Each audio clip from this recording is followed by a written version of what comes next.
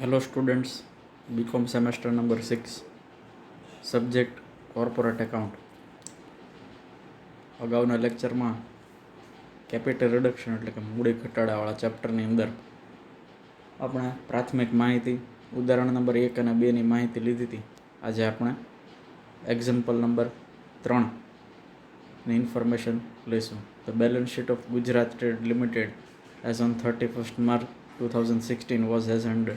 એટલે ગુજરાત ટ્રેડર્સ લિમિટેડની 31/3/2016નું પાકું સરવૈયું આપ્યું છે. Total of both side is ₹4,50,000 એટલે બંને બાજુનો ટોટલ ₹4,50,000 આપ્યો છે. A scheme for capital reduction is approved by the tribunal was adopted એટલે સરકાર દ્વારા મૂડી ઘટાડાની જે કંઈ વિધિ કરવાની હતી તેની આપણને પરવાનગી આપી દેવામાં આવી છે.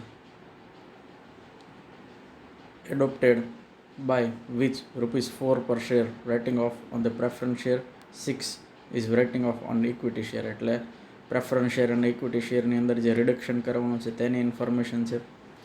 After that words land and building, plant and machinery, vehicles અને ઇન્વેસ્ટમેન્ટ એની અંદર જે કંઈ રિડક્શન કરવાનું છે તેની ઇન્ફોર્મેશન છે. આગળના પેજમાં આપણે જોઈએ તો કે ભાઈ પ્રેફરન્સ શેરની અંદર ₹4 માંડીવાળો જે આપણે હમણાં ઇંગ્લિશમાં જોયું, ઇક્વિટી શેરમાં 6 માંડીવાળવા જે આપણે ઇંગ્લિશ મીડિયમમાં હમણાં જોયું.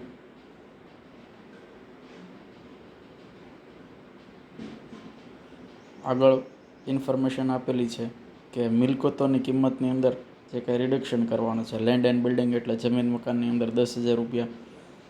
બીજી જે માહિતી આપણને આપી છે સાંચા અને યંત્ર એટલે કે પ્લાન્ટ એન્ડ મશીનરીમાં ₹4,000, ઇન્વેસ્ટમેન્ટ્સ એટલે રોકાણોમાં ₹8,000 અને 1,50,000 જે છે એ પ્લાન્ટ એન્ડ મશીનરીમાં, વાહનોમાં ₹4,000 છે.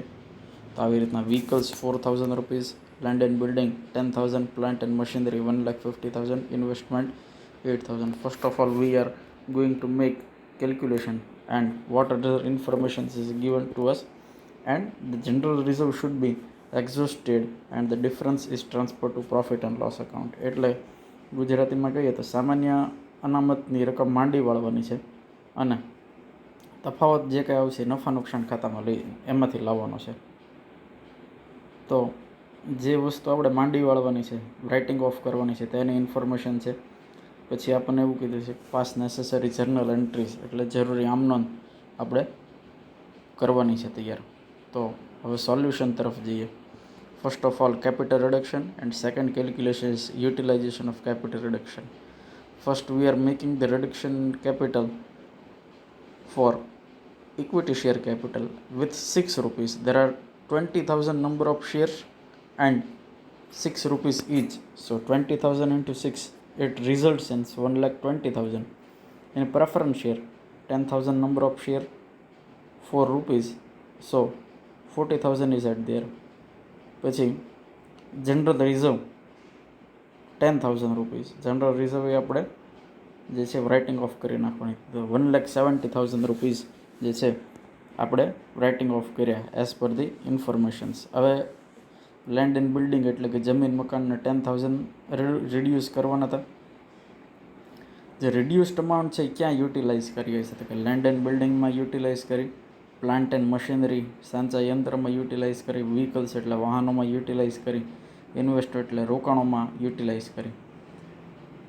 તો આ બધી વસ્તુ જે યુટિલાઇઝ કરી તો એનો ટોટલ જે છે ₹1,72,000 આવી જાય છે. આપણે અત્યારે જ્યારે કેપિટલ રિડક્શન કર્યું ત્યારે આપણી પાસે ₹1,70,000 આવ્યા. આ ₹1,70,000 જે આવ્યા અને આપણે જે યુટિલાઇઝ કર્યું એમાં ₹1,72,000 આવી ગયા. તો બંને વચ્ચેનો ડિફરન્સ જે છે એ ₹2,000નો ડિફરન્સ આવ્યો. આપણને આપેલી માહિતી અનુસાર as per the given information the difference is transfer from profit and loss account એટલે તફાવત જે છે આપણે નફા નુકસાન ખાતામાંથી લાવશું એવી આપણી પાસે માહિતી હતી. તો ₹2,000 4 નંબર તરીકે આપણે નફા નુકસાન ખાતામાંથી જે છે એ લઈ આવ્યા. તો નફા નુકસાન ખાતામાંથી ₹2,000 લાવ્યા અને આવી રીતના 1,72,000નું એડજસ્ટમેન્ટ કરી નાખ્યું. નાવ let us discuss the journal entries in above transactions. The journal entries are equity share capital account debit, preference share capital account debit to capital reduction account as per the above. એટલે કે equity share મૂડી ખાતે ઉધાર, preference share મૂડી ખાતે ઉધાર તે મૂડી ઘટાડા ખાતે જેમાં ઉપર જે આપણે 21 અને 40ની માહિતી લીધી એની જ વાત છે. સામાન્ય અનામતમાં પણ આપણે રિડક્શન કર્યું. General reserve account debit to capital reduction account, એટલે સામાન્ય અનામત ખાતે ઉધાર તે મૂડી ઘટાડા ખાતે જમા. આગળ જઈએ તો મૂડી ઘટાડા ખાતે ઉધાર. First two journal entries are for capital reduction and third journal entries is for utilization of capital reduction. પહેલી બે આમનોંધ છે એ મૂડી ઘટાડા માટેની છે. ત્રીજી આમનોંધ જે છે એ મૂડી ઘટાડાને આપણે ક્યાં વાપર્યો તેના માટેની છે. તો પહેલી બંને આમનોંધની અંદર જે કેપિટલ રિડક્શન ક્રેડિટ થયું હતું, જમા થયું હતું, તેને હવે આપણે ડેબિટ એટલે કે ઉધાર કરશું. તો કેપિટલ રિડક્શન અકાઉન્ટ ડેબિટ મૂડી ઘટાડા ખાતે ઉધાર વિથ સેમ વેલ્યુ એ જ અમાઉન્ટ સાથે 1,72,000.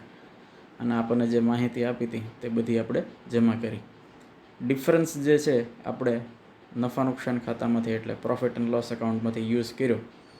તો નફા નુકસાન ખાતે ઉધાર 2,000 રૂપિયા આપણે વાપર્યા હતા ડિફરન્સ તરીકે. આગળ આપણે માહિતી લીધી તો 2,000 રૂપિયાની આપણે નોંધ કરી. Profit and loss account debit to capital reduction account credit.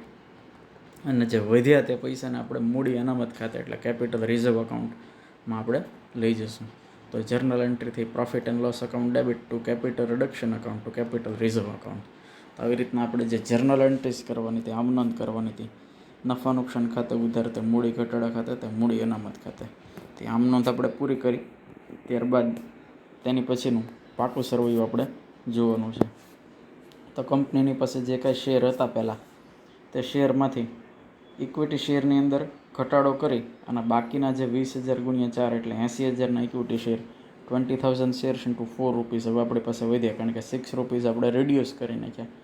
Preference share જે આપણી પાસે હતા 60,000 વધ્યા, હવે 4 રૂપીસથી આપણે રિડ્યુસ કરી નાખ્યા. તો પ્રેફરન્સ શેર 6 રૂપીસથી વધ્યા. કેપિટલ રિઝર્વ જે છે આપણે જનરેટ કર્યું પ્રોફિટ એન્ડ લોસ અકાઉન્ટમાંથી. પછી આપણી પાસે જે કાંઈ ડિબેન્ચર્સ હતા તે ડિબેન્ચર્સ એઝ ઇટ ઇઝ આપણે રાખ્યા છે. ક્રેડિટર્સ એટલે કે લેણદારો હતા તે પણ આપણે એઝ ઇટ ઇઝ રાખ્યા છે. સ્થિર મિલકતો એટલે ફિક્સ એસેટ્સની અંદર આપણે જોઈએ તો જે આપણી પાસે fix assets land and building હતી 30,000 રૂપીસ હતી, એમાંથી 10,000 રિડ્યુસ કરી નાખ્યા એટલે ઘટાડી નાખ્યા. તો હવે આપણી પાસે 20,000ની લેન્ડ એન્ડ બિલ્ડિંગ છે. પ્લાન્ટ એન્ડ મશીનરી 3,50,000માંથી 1,50,000 રિડ્યુસ કરી નાખ્યા. તો 2,00,000 રૂપીસ પ્લાન્ટ એન્ડ મશીનરી આપણી પાસે હજી છે. વ્હીકલ્સ જે છે આપણી પાસે 20,000 હતા, તો 20,000માંથી આપણે 4,000 વાહનોમાં પણ ઘટાડો કરી નાખ્યો. એટલે હવે આપણી પાસે 16,000ના વાહનો. ફર્નિચર જે છે as it is 2,000. Current investment 15,000માંથી 8,000 રિડ્યુસ કર્યા તો 7,000 આપણી પાસે વધ્યા. કરંટ એસેટ્સ જે છે સ્ટોક હતો એનો એ જ લેવાનો છે. ટ્રેડ રિસીવેબલ્સ હતા એનો એ. કેશ ઇન બેંક એ પણ હતું એનું એ. આવી રીતના total of both side is 2,78,000. બંને બાજુનો સરવાળો જે છે 2,78,000 આપણે આવી જાય છે. તો આવી રીતના 2,78,2,78 ગુજરાતીમાં અહીંયા થોડીક અધૂરી માહિતી છે, જે ઇંગ્લિશમાં આપણે અહીંયા આગળ પૂરી માહિતી આપણને જોવા મળે છે. તો 3 નંબરનો દાખલો આપણે પૂરો કરેલો છે. હવે આપણે આગળ 4 નંબરના દાખલાની માહિતી લઈએ. 4 નંબરના દાખલામાં પણ 3 નંબરના દાખલાની જેમ અમુક માહિતીઓ આપણને આપેલી છે. આની ઉપરથી આપણે શું તૈયાર કરવાનું છે તે માહિતીઓ આપણને આપેલી છે કે કેપિટલ રિડક્શન જે આપણે થયેલું છે તે કેપિટલ રિડક્શન આપણે કરવાનું. કેપિટલ રિડક્શન થઈ ગયા બાદ આપણે આગળ જે છે બંનેના ચોપડામાં જે જર્નલ એન્ટ્રીઝ એટલે કે આમનોંધ લખવાની હોય તે આમનોંધ આપણે કરતા હોઈએ છીએ. આમનોંધ થઈ ગયા બાદ બંનેના ચોપડે આપણે પાકું સરવૈયું જે છે કરવાનું છે. તો બંનેના ચોપડે જે પાકું સરવૈયું તૈયાર કરવાનું છે તે આપણે અહીંયા આગળ આપેલું છે. આ દાખલાની અંદર આપણને થોડી ઘણી નવીનતા એ જોવા મળશે. જેમ જેમ દાખલા આગળ જતા જાય એમ એની અંદર થોડાક નવા અઘરા સ્ટેપ્સ જે છે આપણને જોવા મળે છે. તો આ દાખલાની માહિતી તમારા મટીરિયલની અંદર છે, જે આપણે આગળના લેક્ચરની અંદર વળી પાછા જોઈશું.